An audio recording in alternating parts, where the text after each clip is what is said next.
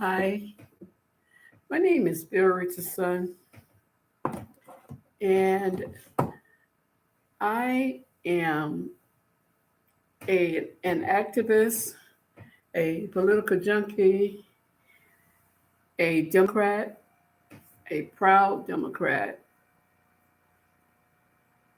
uh, and I believe with my whole heart that this election is even more important than the 2020 election. It's more important because we now know that and the threats that we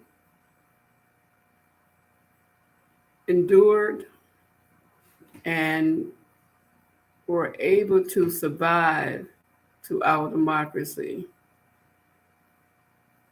And the threats didn't start on January the 6th, 2021. They had been ongoing, in my opinion, since Donald Trump started campaigning and having rallies long before the 26th, having almost weekly rallies. And he was able to generate the hostility and the hatred of um,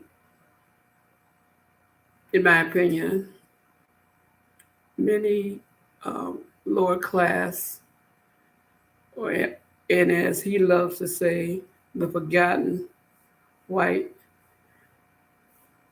race, mainly males. Today, we have seen through the January 6th um, committee hearings,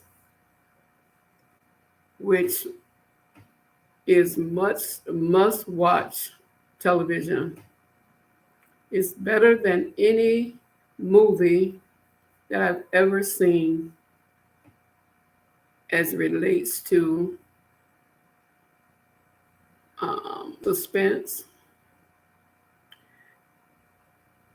terror, shocking revelations that I've ever seen. And that threat is ongoing.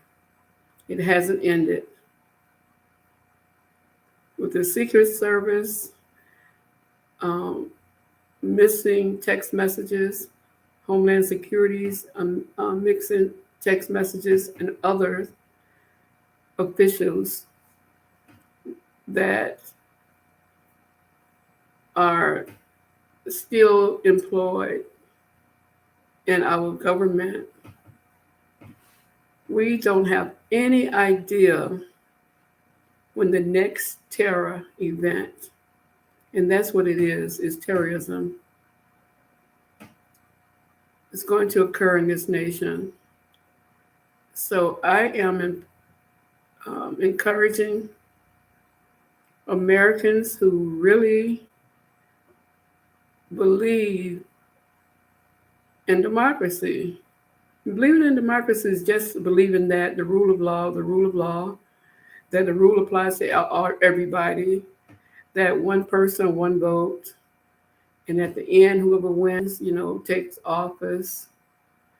Um, the peaceful transfer of power during the presidential election.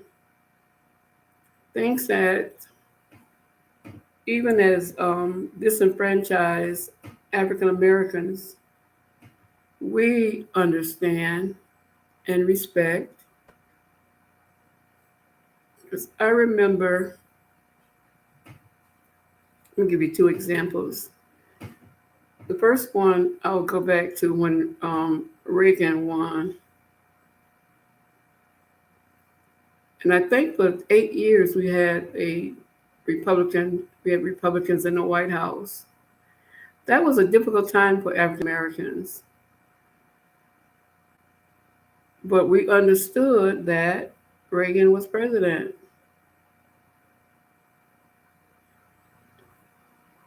And we waited our turn. We got another chance to vote. And we were able to make history. Not, it wasn't consecutive, like right after Reagan, but we made history in 2008 when this nation elected its first African American president, President Obama. And unknown to us, the night of his inauguration, Kevin McCarthy um, Frank Lux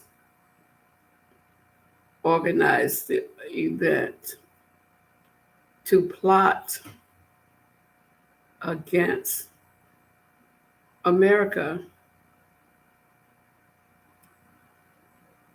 They decided that they would vote no on everything that President Obama proposed, every nomination, every law, every bill,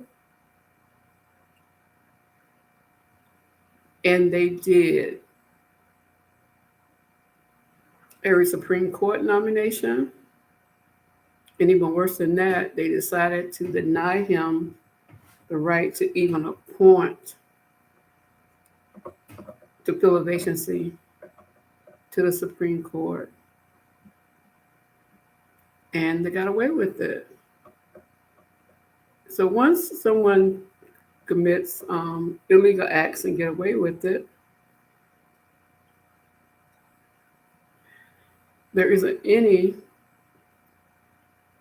motivation or any reason for them to stop.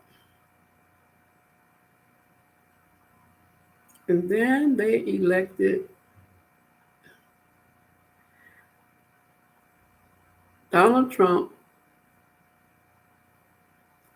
with the help of now, and we now know for a fact with the help of Russia, of Putin,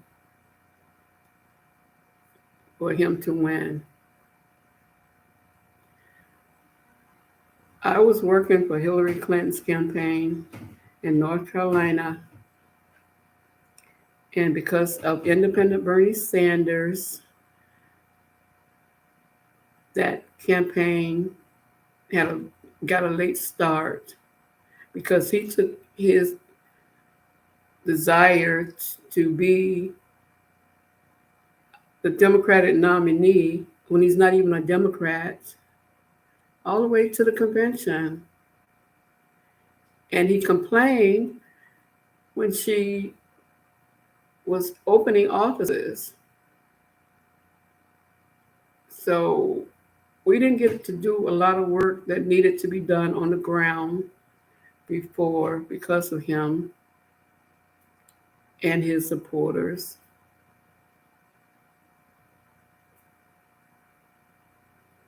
And I remember knocking on doors the day of the election, getting back to the office around 9 o'clock, and we were supposed to be celebrating. And it was obvious that that was not going to be the night. That was not going to be our experience that night.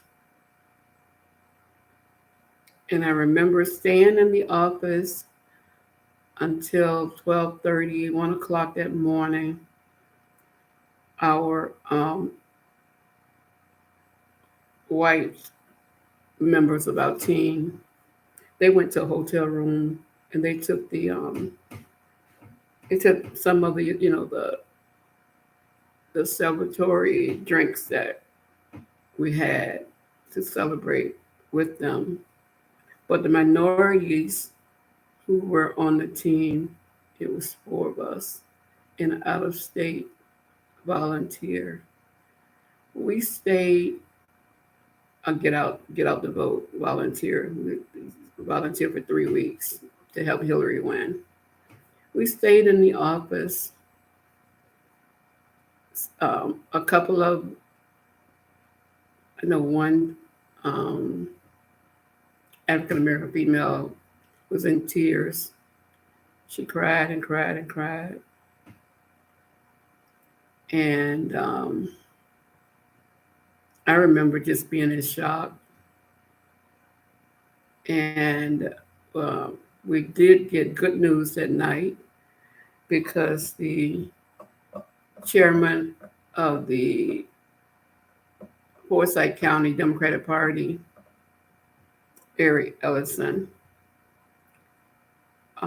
was there, and he, because he didn't have his laptop with him, he just came to the office. He used my laptop, the same one that I'm using now, and checked the results. And he was able to tell us that based on the Forsyth County's um, voting results, that Roy Cooper would be the governor of North Carolina. And he was right. It was a very close election. They had a runoff count. It can't, not a runoff, but they had to count the votes. And I think it took them approximately a month to declare that he was indeed the winner. And I went to my supporter housing, and I went to bed knowing that the man that I had opposed, I had posted videos, said you're fired. And telling African Americans, begging African Americans not to support um, Trump's Celebrity Apprentice shows, not to watch, not to be on them, because I saw the threat that he represented. And to get up 3 o'clock in the morning to use the restroom and left the television on in the living area of the apartment that I was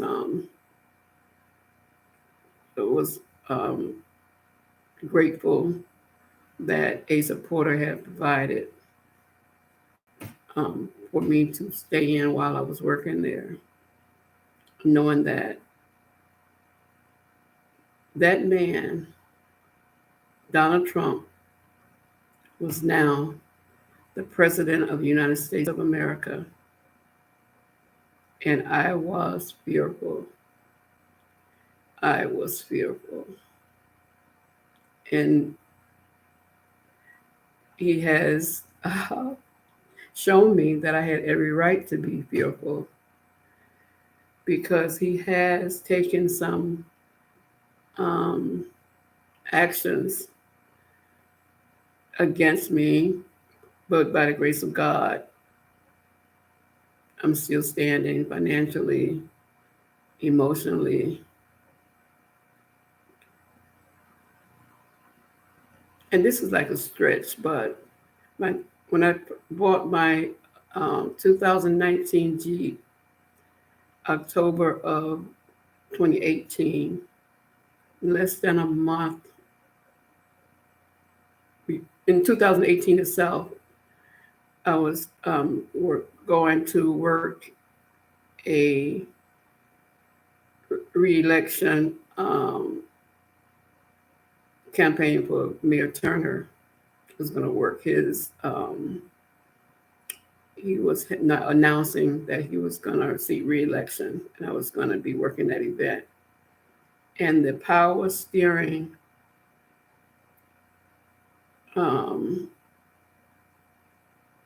gave out on the car, on the brand new Jeep. Cherokee. But I was on a theater road in Houston, Texas, as opposed to being on one of the major expressways driving 65 or 70 miles an hour. So I don't know. And I was without my car for approximately 4 months because they said that's how long it's going to take to get the part to fix it from China.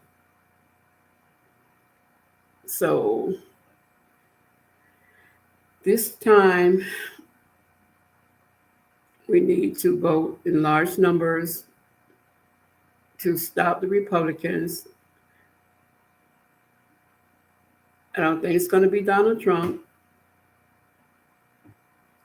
but it's going to be the same people that back Donald Trump who's going to be backing whoever they decide that's going to be the Republican nominee in 2024. Thank you very much.